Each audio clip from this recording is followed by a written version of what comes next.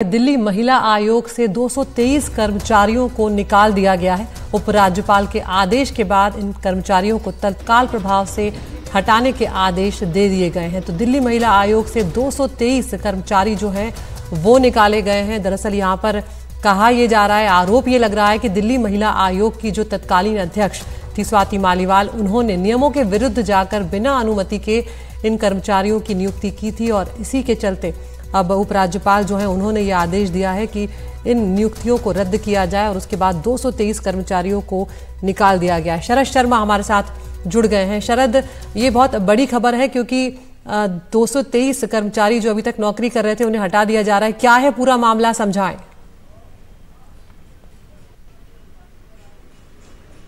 देखिए, मामला ये है कि 2015 में स्वाति मालीवाल दिल्ली महिला आयोग की अध्यक्ष बनी थी।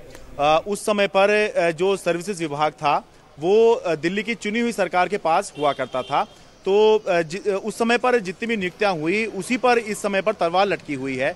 तो उस समय से लेकर 2016 तक, जब तक दिल्ली हाईकोर्ट का आदेश नहीं आ गया और ये नहीं कहा गया कि सर्विसेज विभाग जो है ये केंद्र सरकार के अधीन है, तब तक जो नियुक्तियां हुई उसको लेकर विवाद चल रहा था। फरवरी 2017 में दिल्ली के उपराज्यपाल को एक रिपोर्ट सौंपी गई थी।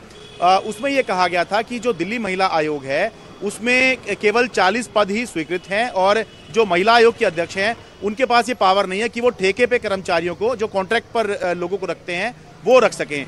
तो तब से ये रिपोर्ट आई थी, लेकिन इसके ऊपर उसके बाद आगे कोई कार्रवाई नहीं हुई थी। अनिल बैजल तब दिल्ली के उपराज्यपाल हुआ करते थे, लेकिन अब 2017 के मामले को 2024 में निकाला गया है और उसमें ये कार्रवाई की गई है, जिसके तहत 223 लोगों को जो अलग अलग कॉन्ट्रैक्ट पे दिल्ली महिला आयोग में काम कर रहे थे पिछले 8 सालों से, उनको अब नौकरी से निकाल दिया गया है। इसका मतलब अब 223 लोग, इनकी जो कॉन्ट्रैक्ट है ये आगे नहीं बढ़ेगा। ये अकेला मामला नहीं है। इससे पहले हमने देखा था कि दिल्ली असेंबली के अंदर भी करीब 140 जो रिसर्च एसोसिएट जो होते हैं, रिसर्च फेलो जिनको बोलते हैं, उनको भी इसी तरह का हवाला देकर नौकरी से हटा दिया गया था या उनका कॉन्ट्रैक्ट जो था वो रिन्यू नहीं किया गया था, टर्मिनेट उनको कर दिया गया था। तो उसी कड़ी में जो बहुत सारे इस तरह की कार्रवाई चल रही है, उसी कड़ी में जुड़ गया है। आरोप यही है कि पद मंजूर करने की पावर स्वाति मालीवाल के पास नहीं थी। 40 पद ही अप्रूव थे, लेकिन जो लोग रखे गए थे वो ज्यादा थे। अप्रूवल इनका जो है